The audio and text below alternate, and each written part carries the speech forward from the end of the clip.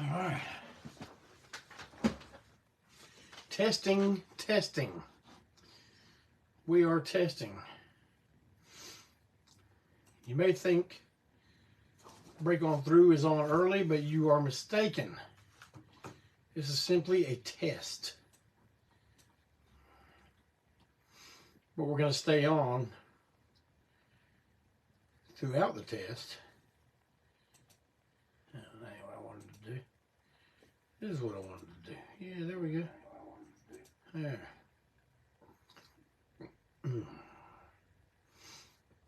We're not on yet, so excuse me.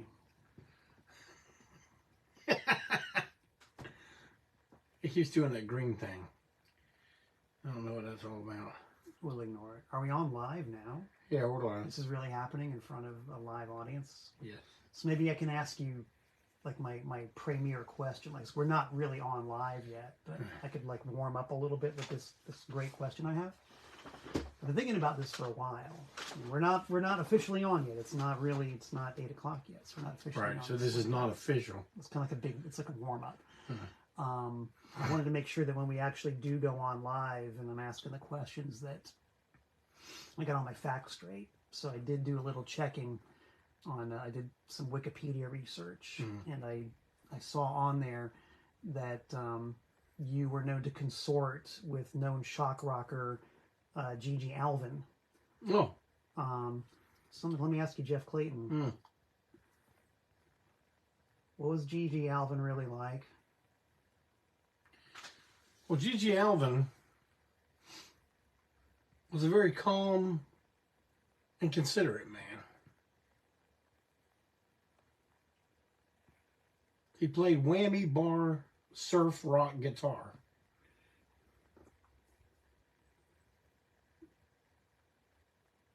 And he was a very, very big influence. You can hear it in my vocals. Can everybody hear us? Are we on yet? Are we live yet? We're not live yet. Okay. But I'm going to go ahead and ask and see if anyone can hear us. All right, I'm getting some thumbs up. Loud and clear, Clinton Zilla says. Oh, Clinton Zilla says it checks out. Yeah, I saw he said that. I don't care for stuff checking out too much, but... Unless it's the opposition checking out, baby. Right. Well. Hey, 8 o'clock. Like a steaming locomotive, you don't know what hits you. It's true, it's true. It is time to break on through with me. The impeachable president for life, the long-haired weirdo, Jeffrey K. Clayton. And as you can see, right beside me right here, my old friend, my business partner, and now my bandmate, Malcolm, and it's spelled with a capital T, Tent. Hi, guys. And I just got a couple things to say before we start, and I'm turning it over to him. He's going to interview me. We're going to talk about ultra lineup business and all kinds of other crap. But I do want to say that maybe you've noticed the Buffalo logo crew neck sweatshirt pre-sale is up now. And that only goes until Monday. You're like, what does that mean? 12 o'clock a.m. Monday or Monday afternoon? You know what? It'll go until I remember it. Until I go, oh, dang, it's Monday. I'm supposed to end the pre-sale. So you never know. As long as it's up, you can get one. But if you wait till Tuesday, I'll just wait to break on through. Give me one of them crew necks. It's not going to be there. And you're going to write me, damn, Jeff Clayton, I need me one of them damn shirts. And I'm going to go, man, I've already turned in all the orders. So you're not going to be able to get one. So if you want one, get one today. If you want to get one for someone else, then you better get it before Monday. All right, that being said, I just want to say to Malcolm that I am, if I could stretch good enough, I would pat myself on the back. Because we did an amazing feat this weekend. Indeed. We recorded the entire, how many songs? 13 songs? 11, 12? We did 11, but we already had 2. 11, 12, 13. We have recorded 13 songs that will be on the all-new Falls Count Anywhere, a collection of wrestling songs as performed by the Ultra lineup. 2 days, we finished it all. Anybody go, well, damn, that ain't so great, Jeff Clayton. You got to tell me something. I am telling you something. I'm telling you that I went into this believing that all I was going to do was lay down a scratch vocal as a placekeeper. Because as you guys know, I had my injury at the beginning of December. And when I first started doing the scratch vocal so the guys could keep their place, I was starting to think for the first couple lines, this might not be a good idea. But as we started doing more, see, I did all the songs scratch vocal. The next day, we came in for Walt to do guitar overdubs. And I laid him down a scratch vocal. And Barry says to me, well, man, your voice sounds good. Are you okay to do it? I said, man, let's go ahead and do a few. Like, do the final vocal. We got through 3. We got through 6. I'd take a break every once in a while, you know, and make sure I didn't do anything and to the rib muscles, but we got them all. There's only one that I have to go do a lead vocal on left, but that'll be, I can't tell you what that is. That's going to be a surprise for everybody. But yeah, we finished the whole album in 2 days. Yeah. Now it's all that's left now is a little bit of cleanup recording and mix down. Which is where all the trouble begins, but some of us won't be there for that. So, that being said, and I see Tink is on here, so I'm going to make an announcement right now that Tink is going to be happy about. The first release of Falls Count Anywhere, a collection of wrestling songs, as performed by the Ultra lineup, is going to be a CD release. The vinyl release will come later. We hope to have these in hand, debuting on April 4th? April 4th in Philadelphia, as we send Eat the Turnbuckle off into the wild blue yonder with their retirement show, their bloody death match battle royal, the last ever Eat the Turnbuckle show in Philadelphia. We're going to be there. So is Fang. And anyone who really is someone in the area is also going to be there. Or you're going to travel and be there. All right. That's all I got, Malcolm Tent. Now at this point, I'm turning the show over to you. Oh, geez. To interview me. Oh, gosh. And as we can see from the watery thing there, the Wi-Fi is doing a trick. So I think it's okay. All right. I think it's okay. Cody Bradford says that you guys kill it with the Turnbuckle. That show is gonna be nasty. Yes, sir, Cody. He's right. Well, I think it's worth mentioning when it comes to Falls Count Everywhere and the monumental feat that the Ultra lineup achieved just a few days ago, that some of the scratch vocals you were talking about are actually going to end up on the album. Am I not correct with that? Oh, I got all the lead vocals. Yeah. I did them all. Yeah. Well, Sir Barry was saying that he wanted to keep a couple of the scratch ones. Really? Is that going to happen?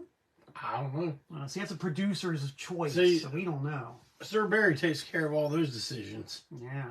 But that just goes to show how quick and easy this thing was happening. Like, I was sitting in the break room at the ANTiSEEN Destructo Studios, where this thing was being recorded, hanging out, chewing the vegan fat, shooting the breeze with Walt and our main road dog, Mondo.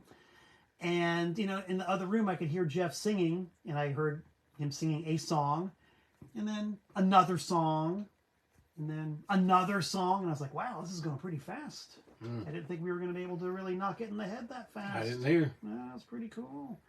And you see, the thing is, this kind of gets into something I wanted to talk about.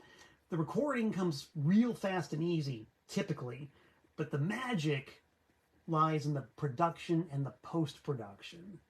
And that's when a hot topic like ANTiSEEN Great Disasters comes to the fore.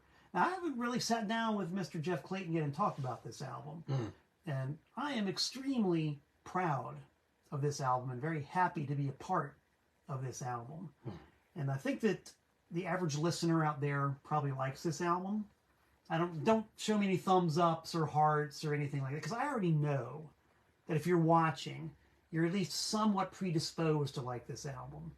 I know that I, as a fanboy, love this album. You know, because I started out as a fan, ended up being a friend, and now I'm in the band. But the first time I heard the rough mixes of this record, I was seriously marking out. Like a guy who just got the brand new ANTiSEEN album and cracked open the plastic and put it on the turntable and listened to it. I was like, whoa, this is really good. And the thing that really puts it over the top is the sheer meticulousness with which Sir Barry Hannibal produced this thing. And the analogy that comes to my mind when listening to Great Disasters is the first 4 Ramones albums. The ones produced by Tommy Ramone.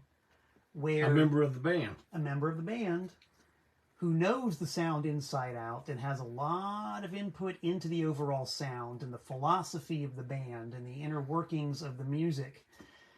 So when you drop the needle in the groove or put the disc in the player, you know, you hear the usual Teenage Rockin' Combo barrage, 3-chord mayhem, maybe 2 chords sometimes even. Maybe even 1. Maybe even 1 if you catch us on a good day. But there's really a lot going on production-wise. There's like layers and layers of sound. There's all kinds of wacky things in the mix that you don't necessarily hear. It's not like a blizzard of sonic confetti coming at you. It's not like a, hey, let's say like a Vinnie Vincent Invasion album. Oh, no. Perish forbid that it would sound something like that.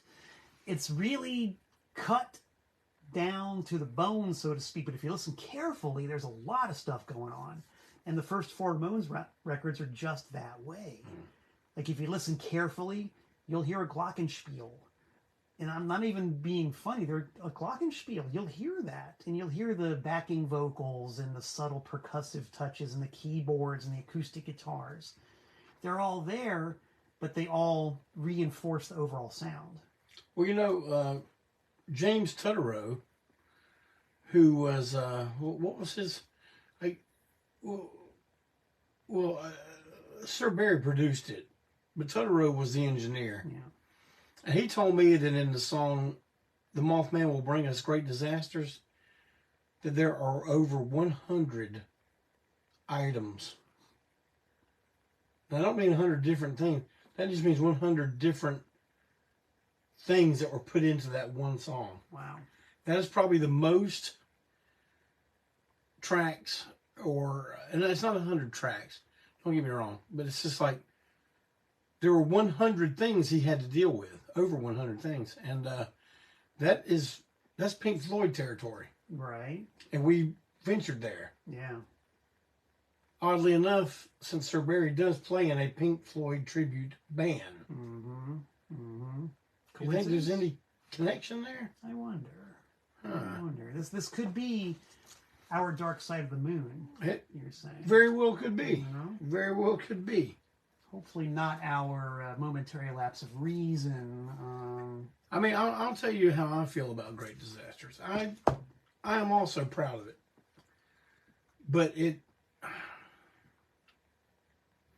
is a little bittersweet for me. Why is that? Because it began as one lineup was coming to an end. Right. And pieces of it were very much like trying to put a square peg into a round hole. And it just wasn't working. Do you mean before we got Walt in the band? Yes. Okay, yes. And then by the time Russ had left, Barry and I retooled the record as to how it would be. And you had recorded your parts. And it was finished. It was ready to go. But if I'm being honest, and I will be honest here on Break On Through, I had lost the ambition for it because I felt like here's all the work we had put into this new album, and now it's going to come out with a lineup that no longer exists. And I left it entirely up to Barry. What do we do? Do we bring in Walt, Trial by Fire? Your first assignment, play on our new album that's already finished. Right. And he was up for the task, and I knew that when Barry started asking questions that's what was going to happen. And Russ even came to me with that same suggestion. So it wasn't like anything was being done sneaky. Right. But I mean, when you leave, you kind of give up that say so. Oh yeah, totally. But in the end, it turned out to be something that I am very happy about and very proud of. I hate that we didn't get to tour for it properly. But we'll just keep calling everything a Great Disasters-esque tour until we come out with an all-new studio album. Yes. And just speaking for myself, the last couple of shows we played where we did a nice fistful of songs off of this record were great fun. Yes. And I'm still, it's a public forum, but speaking as a fanboy, I'm still spoiling to put the Mothman into the set. I could just hear a live version of that being played on the stage. Yep. Just saying. All I'm saying is, stranger things have happened. Stranger things have definitely happened. Oh boy. And sort of going to the polar opposite, the other product I've been involved with in the Ultra lineup, The People's Choice. Recorded down and dirty live in the studio and mixed, well, by me. With an invite-only audience. An invite-only audience playing a set of songs chosen by that audience. Yes. The ANTiSEEN fans, the discriminating people out there who know good music when they hear it and know what they've always wanted ANTiSEEN to play live but never have. They rose to the occasion. They answered the poll that Walt initiated, if I'm not mistaken. Walt put out a poll on the ANTiSEEN Facebook page saying, what songs do you sods want to hear that we never play? Don't say Queen City Stomp because we played that a lot. Just don't. And luckily nobody did. So we have a very smart constituency out there. We got all kinds of wild left field suggestions, and a lot of them got multiple votes, which, some of these songs I never even thought of playing live. And so we tabulated the results and made a set and played the show, recorded once again by Mr. James Tutterow, who, kind of in the exact opposite way from Great Disasters, opposite of this, gave me the multi-tracks, I mixed them, we got the approval, sent them off to the pressing plant. Done. And I think it came out great. If I might, once again, just speak as a fan, not even tooting my own Hey, horn. I'm going to tell you, that's another record I'm very, very proud of. I mean, man, see, now I'm not taking anything away from any other lineup, but I'm just going to tell you, the reason this is called the Ultra lineup is because we finally have a lineup where all 4 engines are running at full capacity. When we decide to get something done with this lineup, it gets done, like, quickly. Real fast. We don't have to, let people get psyched up for it, or, like, things such as that. I mean, it happens. And you might think, well, that's only 2 records. Y'all have had the Ultra lineup together for how long? A year? A little over a year. A little over a year. A little over. But there's something else you got to understand. Playing guitar for the Great Disasters album was not Walt's first trial by fire. His first trial by fire was playing the Here to Ruin Your Groove broadcast. Yeah. With basically what's left of the Ruin Your Groove lineup, which was me, Trip McNeil, and Barry Hannibal, and Walt. And so, man, Walt came in with some high pressure situations. First, you're going on representing one of the most beloved lineups of the band. Second, you're filling in, playing, or not filling in. You are taking over and playing the tracks on a brand new studio album. And then you're recording, and this was the next day after the Ruin Your Groove broadcast. The next day you're recording a impromptu sort of live album in front of 30 or 40 invite-only people. And I don't know. Well, Walt says it's 2 years this May. 2? God, man, that's. Well, you've been in what, already 5 years? It's coming up on 5, yeah. See, time does fly when you're having fun. Yeah. And that's one thing we do with this lineup. We have fun. And, well, Malcolm, you said you got some questions. I got some questions. And this is one of those things that this goes beyond, I think, a lot of just normal, regular old interview questions. But this kind of addresses everything, And I got a big flashback to the first time I ever interviewed ANTiSEEN, which was in 1989 on ANTiSEEN's first ever tour out of the North Carolina region up to the frozen wilderness of the north. Mm-hmm. And you guys played WXCI in Danbury. And I was the interviewer, and I was sort of playing kind of like the role of a heel interviewer, which was great fun. But the first question I asked, and it's still a question that's really valid, but asking it like legit, as a straight shoot. Why? Why do you do this? Why? Especially after 40 damn years. And everything that goes with it, all the blood, toil, tears, sweat. Why do you do it? Well, I answer in a way that people have heard me say before, but when we started, it was mine and Joe's concept and our idea that we would have one of the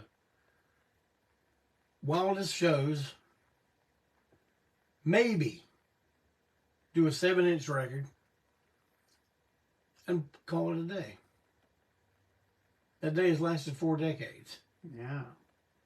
Why do we do it? Well, yeah, I'll tell you. If I can just interject for 1 second, that's relevant because I was having a conversation with a friend of mine who is a lifelong touring musician, and she's gone from band to band to band to band, including yet another one who made a record and went on tour and said, oh, well, that's very nice. We did that. I'm going back to school now, and well, I'm going to go back to my job, and I'm going to do that. Like, they reached the same juncture that you did when you thought, well, put out a record and, but you kept doing it. Mm. Why? Well, it's been so long that I don't know whether this was legit or was us doing the work. But we said we would not give up due to stubbornness. Mm. And that we felt too many people would be pleased by us packing it in. Mm-hmm. Now, that may have been a determining factor at that time. At that time. At that time, right. But we became so prolific. We did way more than 1 7-inch. Yeah. Shoot, I think we're already, by the time our 6th or 7th year came along, we'd already been up to 8 or 9 7-inches. Yeah. And an album and side projects. And man, I don't know, man. And I don't mean to sound artsy fartsy with this, but when you come at projects from an artistic mind, when the canvas is blank, mm-hmm. and you're sitting there staring at it going, I want to see this, and now I'm going to make the moves to make it happen. I don't think there's anything, there's probably things, but there's just talking from this, in this context, there's nothing more gratifying than seeing open air, get the idea, and then it starts taking shape. Mm-hmm. And then you hold it in your hand. Yeah. Then you see people's reaction. Then, and you and I have talked about this before, and you and I are the same about this. We get this. Oh wow, man! Look, People's Choice. Look, the insert, man, it looks great. This. Oh, we're gonna get this great vinyl. The label is just like the old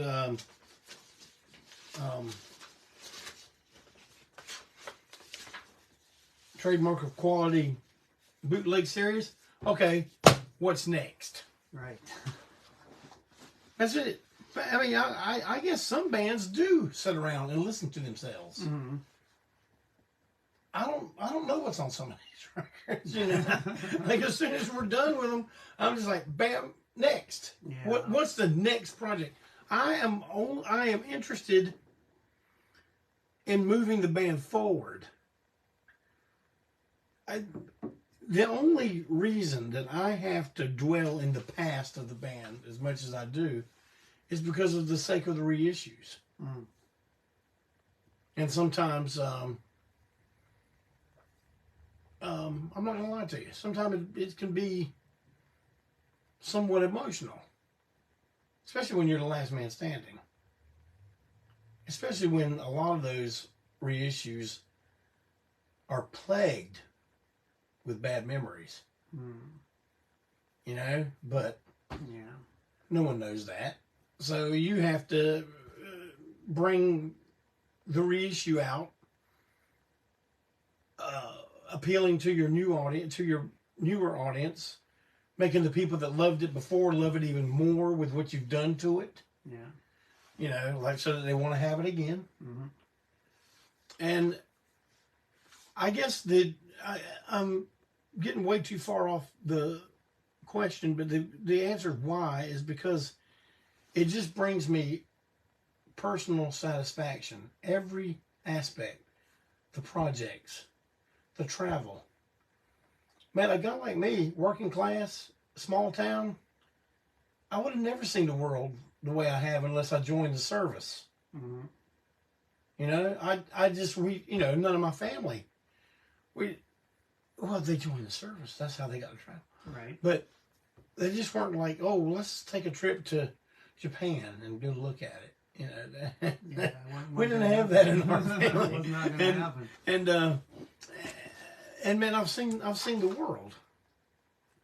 I've seen the world not out of pocket. I got paid to go see the world. Right. And I wasn't neck deep in a rice paddy with an M16 neither. I was holding a microphone. Yeah, and, with people in front of you telling how great you are, and you know. and man, that you know, nothing I think will ever beat the feeling of walking out the first time we've ever been into a foreign country. We're walking on stage in Bremen, Germany. And we come out, we start the set, and this place is sold out.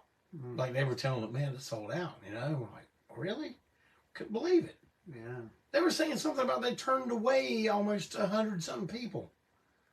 And we come out, and we're playing our songs that we wrote in apartments and storage units. And now an audience in Germany is singing them back to us. Yeah. There's nothing quite as gratifying.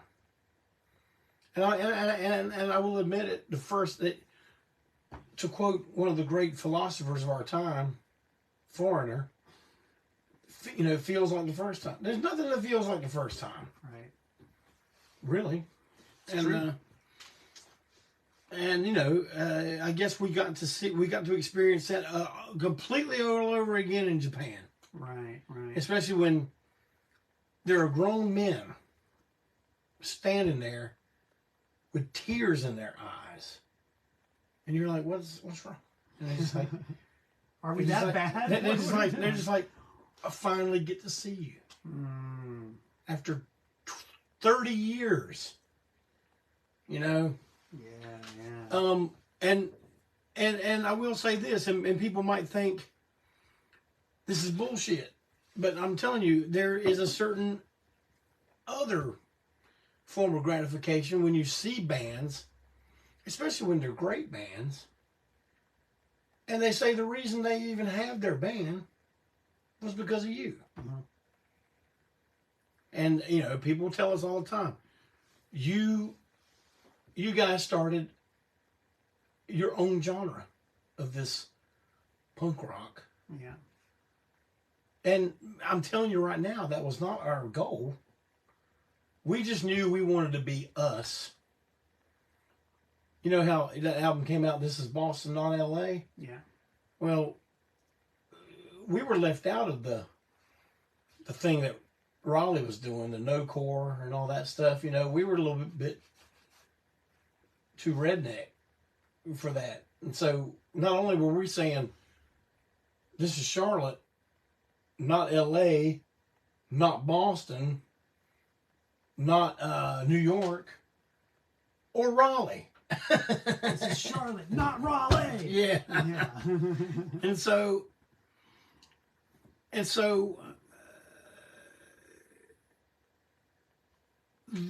all I can say is the rewards, whether they be monetary, artistic, or just gratifying from the having an influence on other things that are good, some things that are great. Yeah. And that's why. Well, it's a pretty good reason. And that kind of answers, I think, a question that I was also thinking about. Like, when you were at a certain time in your life, probably right around when you started the band, you were like a lot of people. You had a couple of you had some options, different options. You could have gone and worked a straight job somewhere. You could have maybe pursued a career in the arts somewhere. You could have pursued a career in music. It ended up being music. Why was it music and not graphic arts? Or why not? Why didn't you just get to work in a straight job? It's funny that you even bring any of that up. I still work a straight job. I've always had to work a straight job because I'm working class. Right. And to be honest with you, I was never so cloudy-minded to think, oh, what I've got in my mind, what I've got in my idea for this is going to make us so rich. I've never once thought that. Good. Yeah, good. No disappointments there. But you wouldn't like if you, because I was thinking too, like in ancient Indian philosophy, that is the people of India, not like Aboriginal Americans.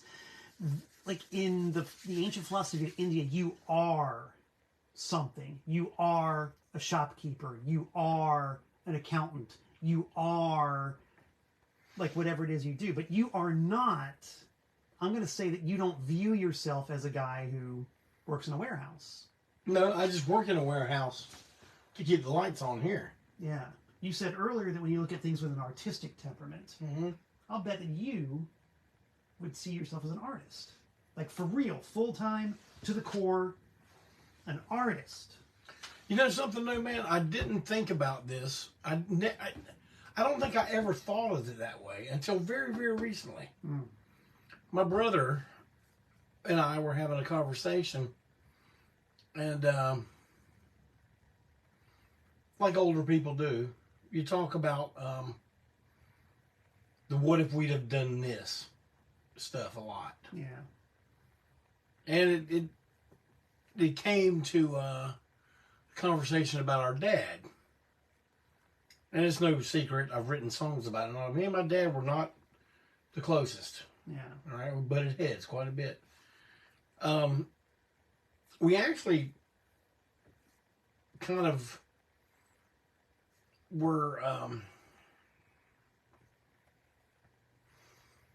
I don't want to use a word that's too rash, but we were just kind of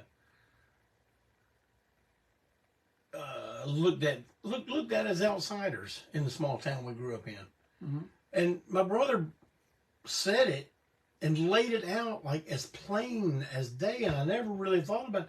He said, man, most people that we grew up with, they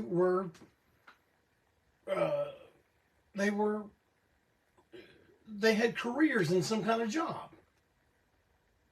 or they were, into sports, or they wanted to be in the business. He said, you and I were artists, and we always thought about stuff in an artistic way. Yeah. All the way from the movies we watched to the way we dressed.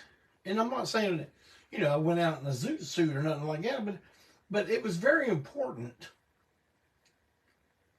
And even before there was a platform to show this off in, it was very important for me not to be like the herd. Yes. Oh, yeah. And I didn't have anyone to show that off to.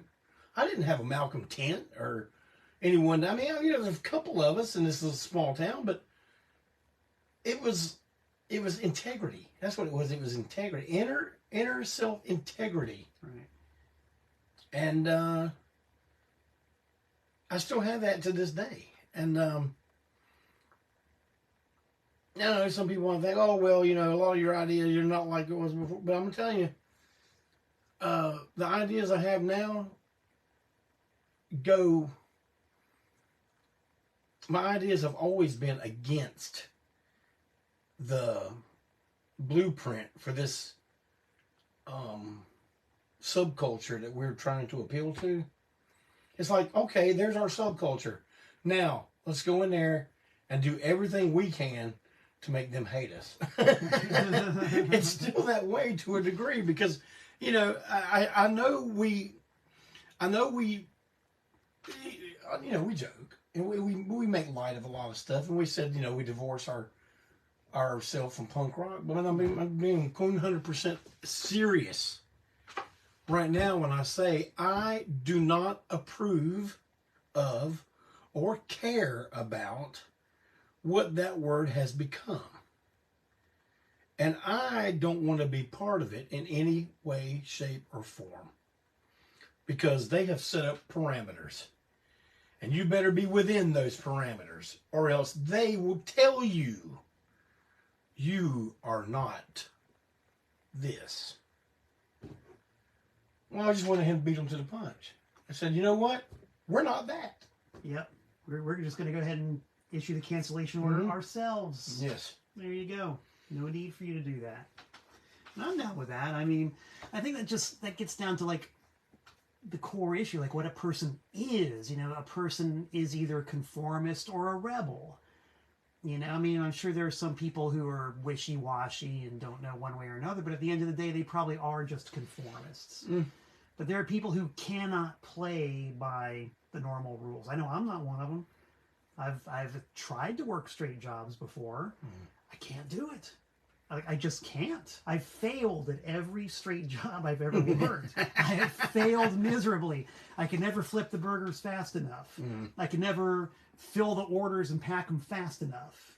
You know, I could never sweet talk them enough on the phone. I don't have that skill set, you know, and maybe that's part of the problem, if you will, but just the reality of looking at things with an artistic temperament and the absolute, as you just said a second ago, outsider perspective. Because I know for a damn fact I've never wanted to be one of them. It just never has. God bless you if you guys can do it.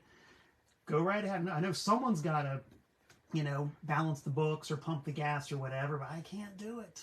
I just can't do it. And I bet if you really got right down to it, a lot of the people who like this band, and I would venture to say probably everybody in this band, probably has the same worldview. I think they may go through different ways of expressing it. Yeah. You know, but I don't know. I mean, we've had a lot of people in this band. Yeah. And I will openly admit this right now. I'm a tough fit. I was a tough fit for a wife. I've gone through. I mean, that's what the First Lady and I discuss all the time. How we're both a rough fit, man, and we were made for each other because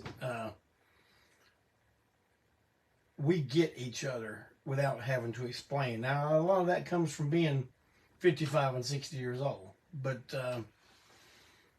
I was always a tough fit for a lot of band members. A lot of band members couldn't hang. I'm not saying I was like I am like a drill sergeant and stuff, but man, it's like some people would come into this band and think that the reason they were hired was so that we could squeeze them for their view. And it's like, man, the view's already there. Right. We're asking you to come along. Yeah. And you want to go start forging another trail. Well, construction is halted. The project is this way. Well, that's just the reality of signing on with an established, dare I say, brand.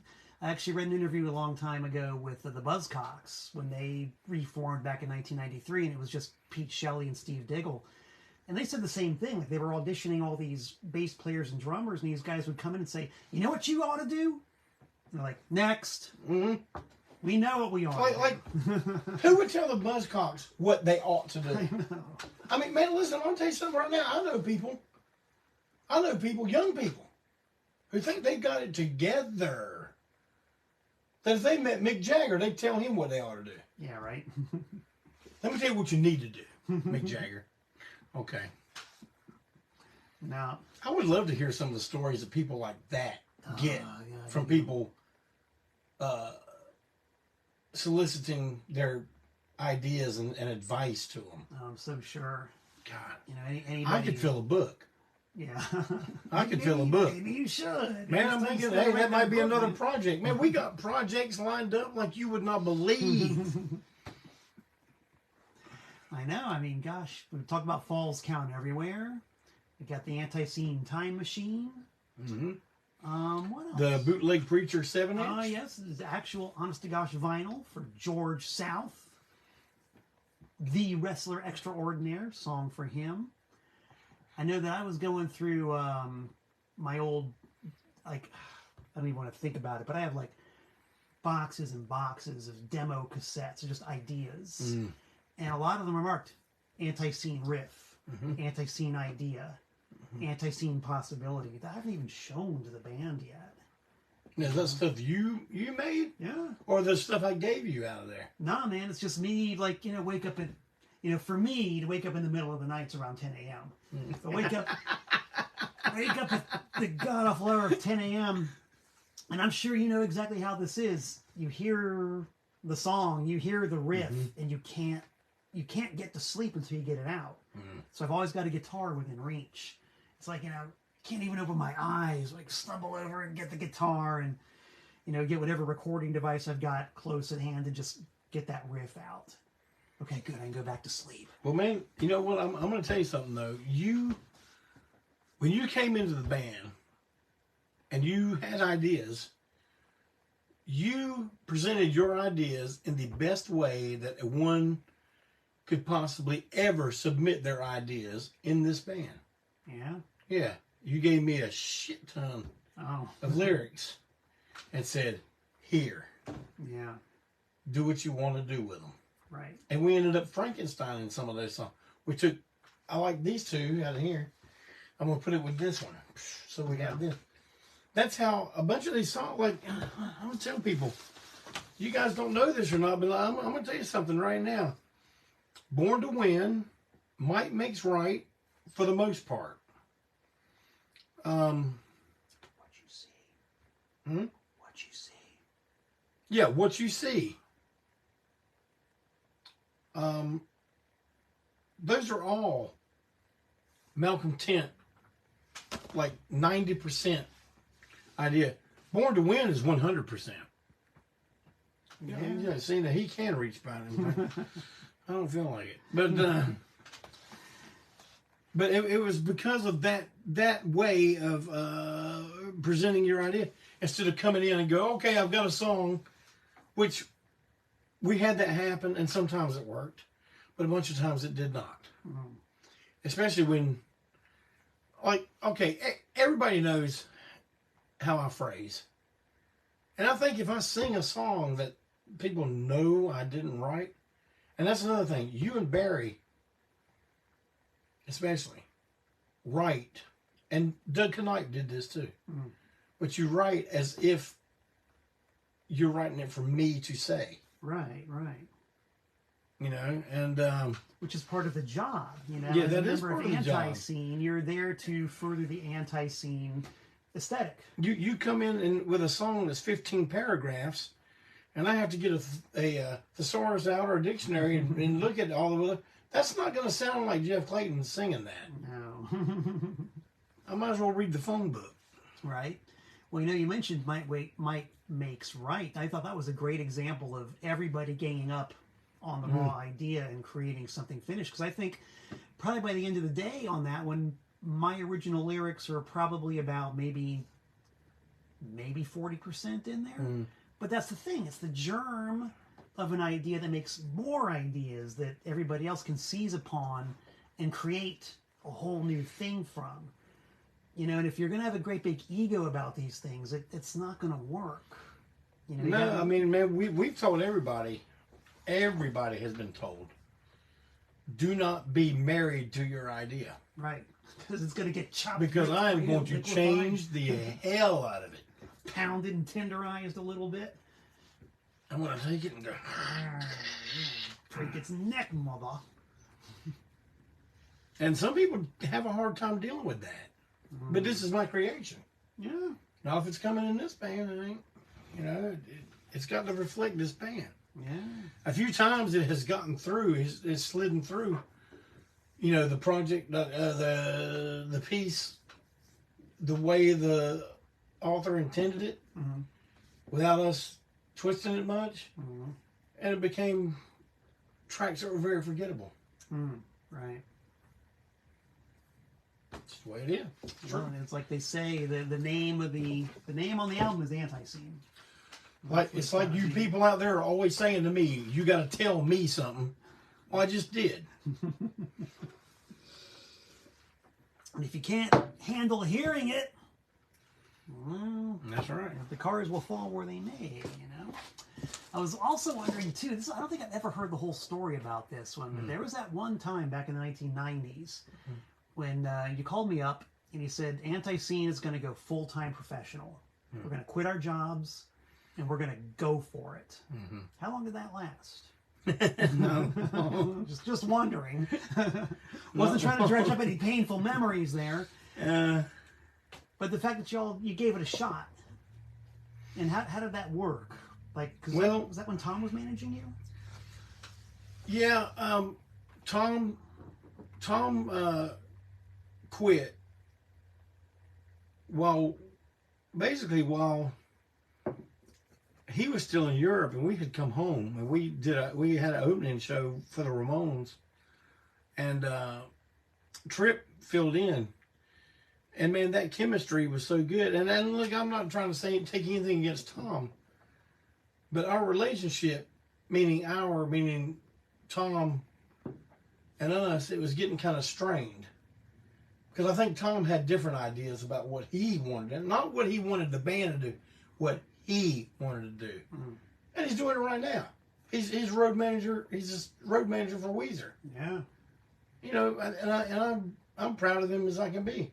Matter of fact, I want you to pick your brew up. I'm gonna get my brew up, and we're gonna sing a belated happy birthday to Tom O'Keefe. It was his birthday the other day. Happy birthday, Tom. Happy birthday, Tom. Here we go. Honorable base ancestor. Who, truth be known, I think I've said this in public before, but I'll say it again, speaking as bass player, I have always viewed the classic ANTiSEEN bass sound as a hybrid of the styles of Marlon Cherry and Tom O'Keefe.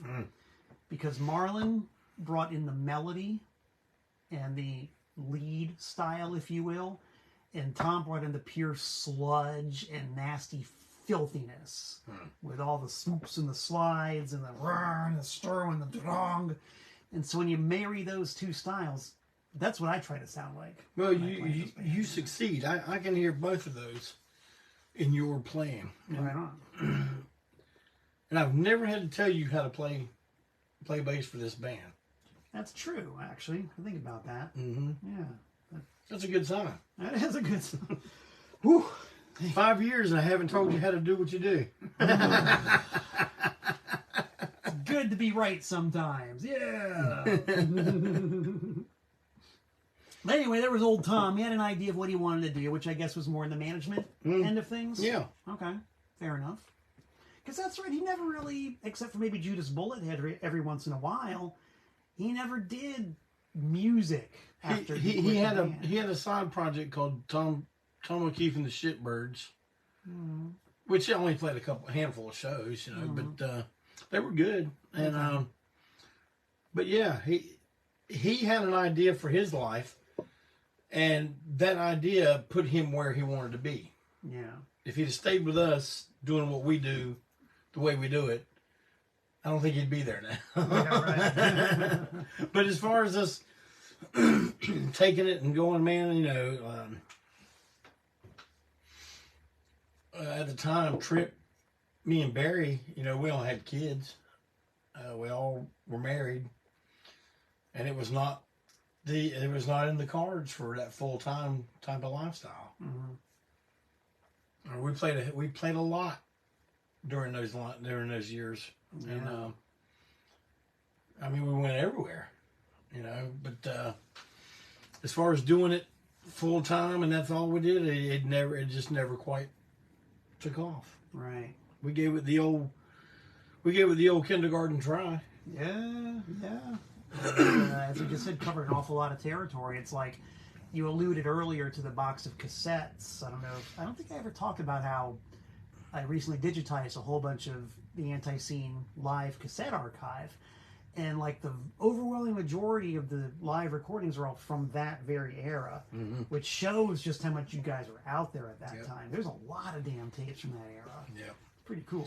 We need to get into some of the better quality stuff, and another project that we can tell you about is, and I've mentioned it before, is that we're going to relaunch Death Train, the old ANTiSEEN label. We're going to call it.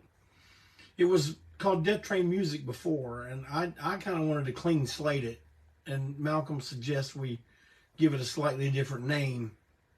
So we will be Death Train Records. Now, whether there's actually any records put out by Death Train, that remains to be seen. More than likely there will be. But we're going to start with CDs, putting out some of the old time, and then stuff that will only be available in that format, which a lot of these old live shows. I know there's one cassette from Tempiers, Finland. Yes. Yeah, and that one's really That's good. a good one. That's a good one. That's a hottie. And people need to hear this stuff. I mean, you know what this reminds me of too? This is a project that we talked about for a while, but I've heard nothing about. And I know you said even back then this is like a real long game one, but the Young Brothers Headstone project. oh man, you know what? Now you put me on the spot. I'm the one that's kind of got to head that. Steve Wenzel, as you know, Steve. Oh, yeah. Steve is like the honorary fifth member of the band. He does the he keeps me and Barry practiced up by playing. As a matter of fact, at the 40-year anniversary show, he was coming and playing big chunks of that set with me and Barry because we couldn't practice with Malcolm and Walt, you know, as much as we had wanted to, and didn't have to be honest with you. But we just wanted to stay, you know, stay in shape as far as endurance. And Steve is the one who does that. But Steve has really gotten behind and pushed me on this a couple times. But man, like all things, life gets in the way. And then it gets pushed back further, and before you know it, it's 2 years since you said something. But yeah, we are gonna pick that back up and make that happen. We would like to do it upright and not just cut corners for what we can afford. So we will try to do a GoFundMe type project so that all of Joe's fans can kind of contribute. And we're going to bury the brothers together. Joe and Barbecue Young, Jeff Young, will be together in Lenore. Hopefully, we're pushing for in the same cemetery as their parents. So, yeah, I'm glad you did put me on the spot here in public in front of everyone. Now I've got to get with Wenzel. Matter of fact, I did call and find out when someone is in the office of that place. Okay. Because around the time when we really kind of needed them, and everyone was working from home and everything, no one was in the office ever. Right.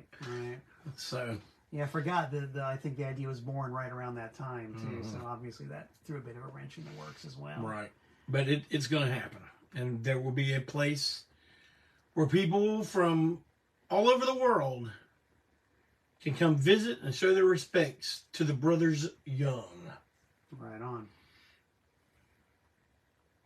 So is that all your questions? That's basically it. I could probably dredge up a couple more, but we've already been on for almost an hour. Yeah. Not bad. I see Dale Elmore's got a question. How much did we change Billy the Kid? Oh. That was the tune and the lyrics were all Joe.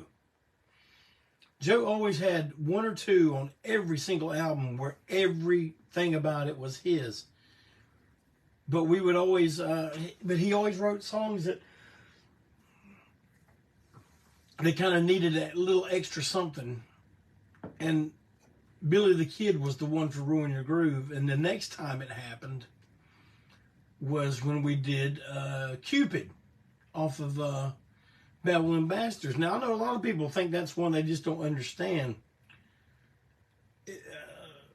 If we had time, I'd go into the story of that. You would all find, I will. I can't remember all the names involved. You did tell it once, and if people look on the YouTube channel, they might be able to find it. Well, I thought Cupid was one of the diamonds in the rough of Bad Will and Bastards. I would even push so far for us to play that live at some point. And I know you will play anything. So, provided it's good, but since we are talking about ANTiSEEN, well, duh, of course. And I do know at least one person who I think that's their favorite song by ANTiSEEN. Yeah. Really? Yeah, no fooling. Well, what it is it Chrissy? Yes. Oh, okay. Hey, Chrissy. Who was the singer? It was about Faith Hill. No, not Faith Hill. Who's the blonde that was married to Tim McGraw? Who was the blonde who was married to Tim McGraw? Who's the blonde country singer, modern country singer, who is married to Tim McGraw? Someone you got. This is a classic. You have got to tell me something. Now I'm going to watch the words here. I'm going to watch it. See? Yeah, that's how I came up with it. Okay, you can see it better than I saw it. Yeah. Faith Hill. Faith Hill. Okay, still married. All right. Yeah, Faith Hill was married to another man when she met Tim McGraw and fell for him apparently. And I said, Joe saw an interview with Faith Hill where she was just kind of going, well, you know, when Cupid shoots his arrow, it just got away with Joe. And he was just like, God. And he wrote it down. And man, he just says, it's based on that. But that's what it was all based on. Wow. Joe usually hear one line from somebody. He could be listening to Rush Limbaugh or watch something on Entertainment Tonight. If that one sentence riled him up, you better believe a notebook would come out. That's great. It's like the story about Alice Cooper. You know, they were watching a Bowery Boy movie or something like that. Mm-hmm. And, you know, somebody said, hey, school's out.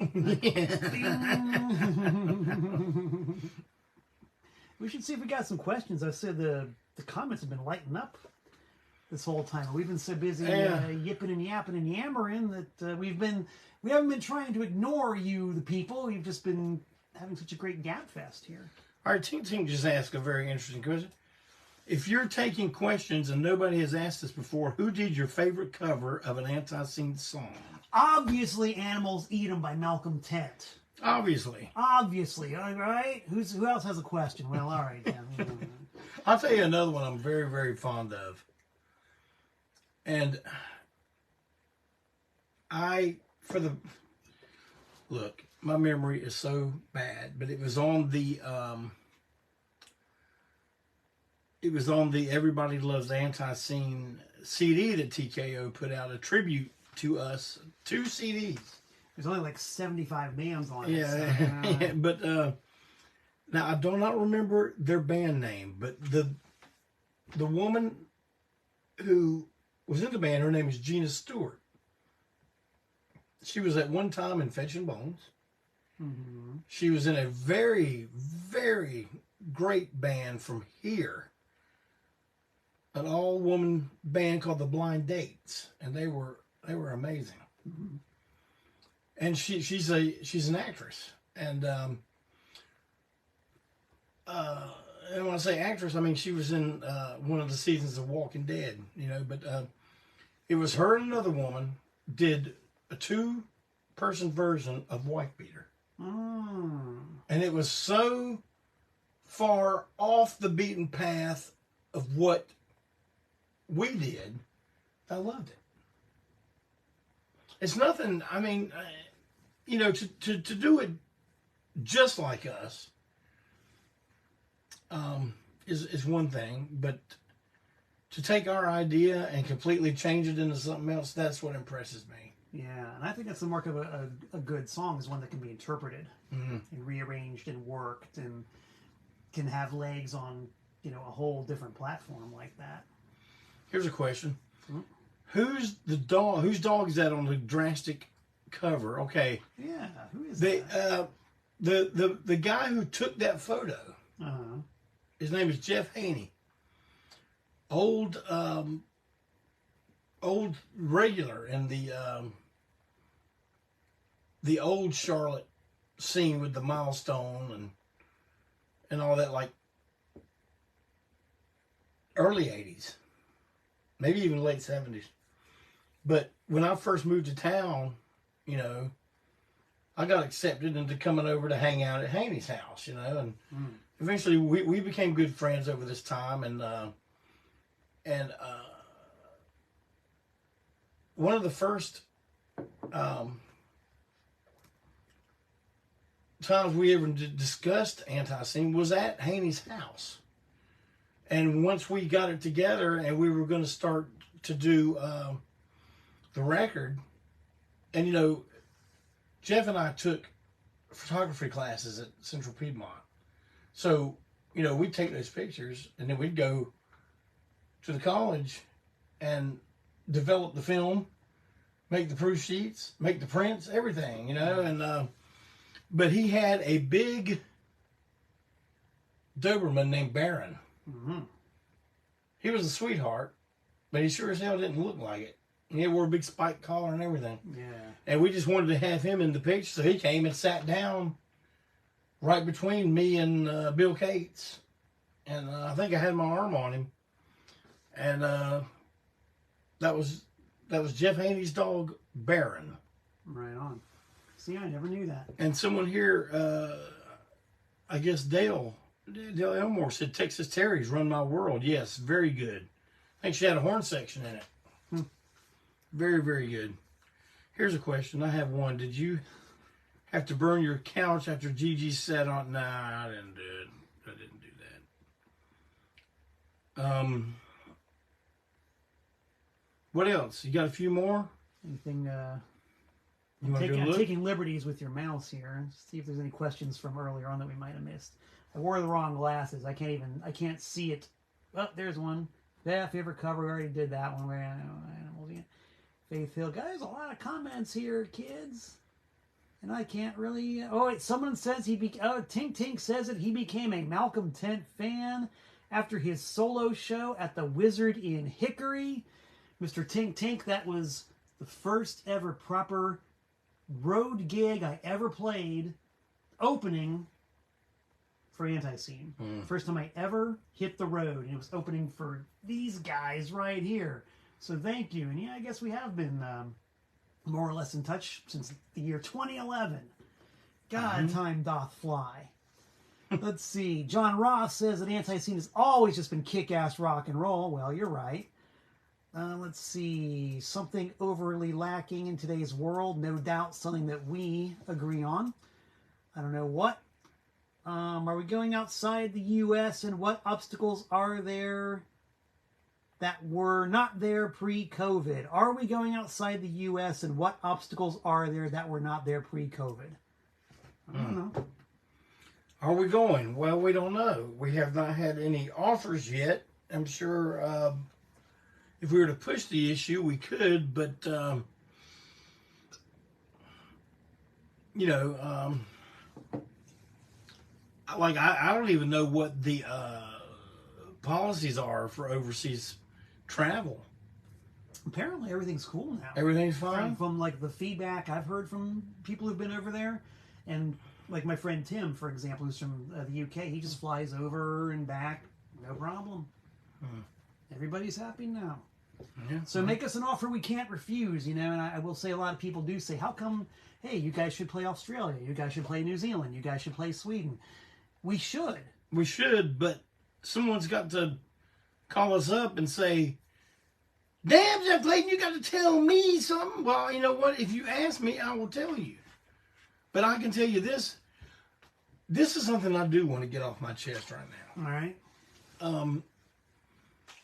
People contact myself, they contact Malcolm, and they contact Joey Killingsworth, who books us.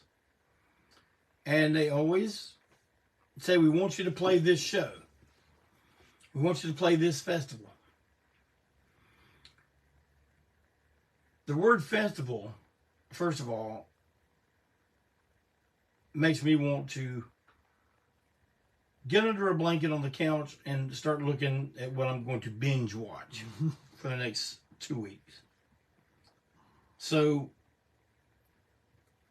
don't be talking festival too much unless it's a big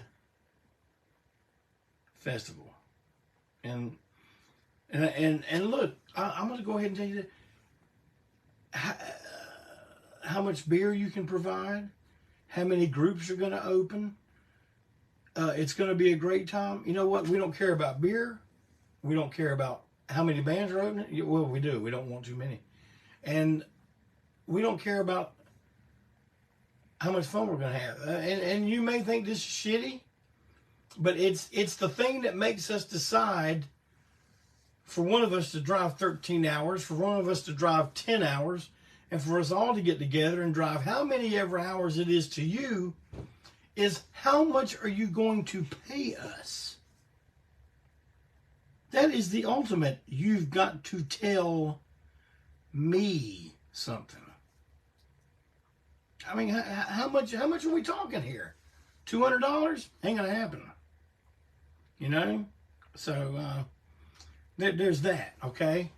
The other thing is and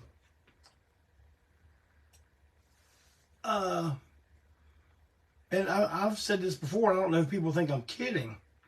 I know sometimes I say stuff and I kind of say it in a joking way to kind of make light on it, but we have no interest at all, none, in playing your club and we go on at midnight. 1 o'clock is out of the question.